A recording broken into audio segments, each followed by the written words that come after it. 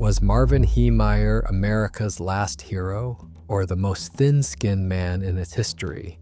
After a conflict with his neighbors and local authorities, he transformed an ordinary bulldozer into an armored vehicle and set out to destroy everything he believed was responsible for his problems.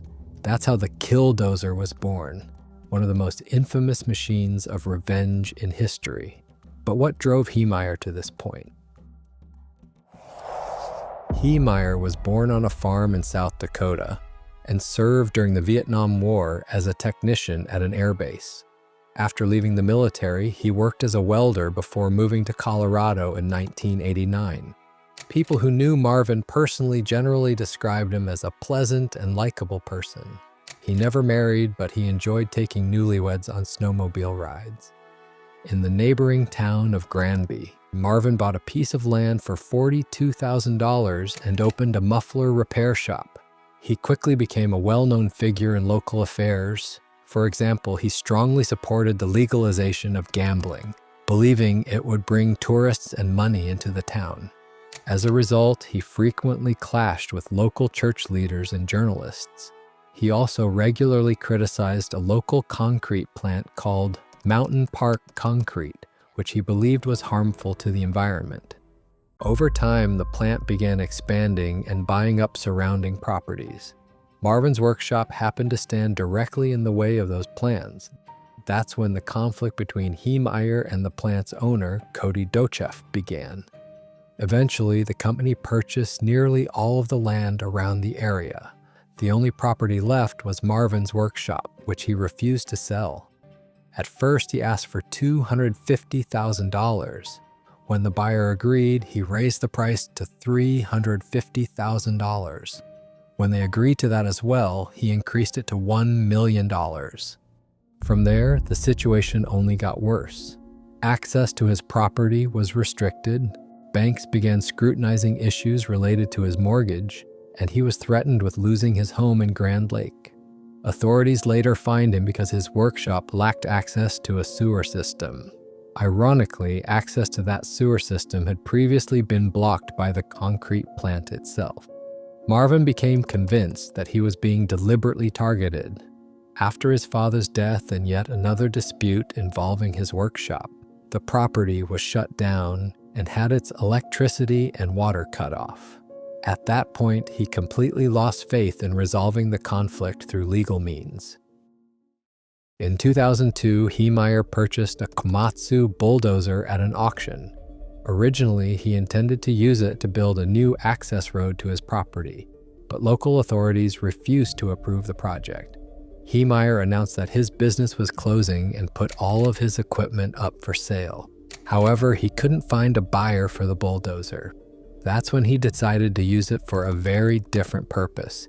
He became convinced that he had been given a mission from God. For the next year and a half, he worked almost entirely alone, transforming the bulldozer into an armored vehicle. He covered the cab and engine with layers of steel and concrete. The armor consisted of 1.5 centimeters of steel, followed by 10 centimeters of concrete, and then another layer of steel. For visibility, he installed video cameras connected to monitors inside the cab. The cameras were protected by shields made from transparent, bullet-resistant material. Inside, he stored weapons, food, water, and everything else needed for long-term self-sufficiency. He carried enough supplies to survive for an entire week. On June 4, 2004, at 2:15 p.m., the armored bulldozer burst out of the workshop by driving straight through the wall. One of the most unusual attacks in American history had begun. In just 2 hours and 7 minutes, Marvin drove across town, destroying or damaging 13 buildings and causing approximately $7 million in damage. His first target was the concrete plant. Workers tried to stop the machine, but nothing worked. Bullets bounced off the armor, while Heemeyer returned fire through specially designed gun ports. Investigators later discovered that he had compiled a list containing 107 people and 15 separate properties or targets that he blamed for his troubles. After destroying the concrete plant, Heemeyer headed into downtown Granby. Police officers unsuccessfully attempted to stop the Killdozer while simultaneously evacuating residents. At one point, a sheriff's deputy even climbed onto the machine and tried to disable it, but Marvin had anticipated that possibility as well. Next, he targeted the town hall, a bank, the local newspaper office, and the homes of people with whom he had long-standing grievances. The most dangerous moment came when he attacked a propane storage facility. If the tanks had exploded, the consequences could have been catastrophic. Fortunately, that never happened. By this point, the situation had reached the governor's office. Authorities even considered extreme measures involving the National Guard and the possibility of attacking the bulldozer from the air, but those plans were ultimately abandoned.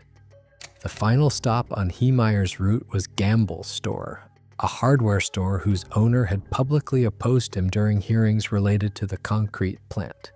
There, the machine fell into a basement and became permanently stuck. At the same time, the engine began overheating after a bullet damaged the radiator.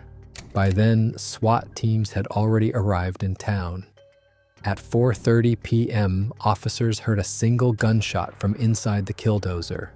Marvin Heemeyer had taken his own life. When authorities finally cut through the armor using an acetylene torch, they discovered that there was no practical way to exit the vehicle from the inside. Marvin had designed the machine as a one-way trip from the very beginning. Despite everything that happened, no one besides Heemeyer was killed. For all the destruction he caused, the final outcome was surprisingly limited. The concrete plant resumed operations within days. Damaged buildings were rebuilt through insurance claims, and the town soon returned to normal life. Investigators later discovered Heemeyer's recordings and his extensive list of enemies, which included more than 100 people. In a series of audio tapes, he explained that he viewed his actions as part of a higher mission.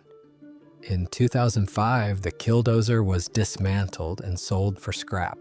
The vehicle was deliberately cut into numerous pieces and sent to different scrap yards to prevent anyone from turning it into a monument or collecting parts as souvenirs. Even today, opinions about Marvin Heemeyer remain deeply divided. Some see him as a man who stood up to the system, while others view him as an example of what can happen when personal grievances turn into obsession.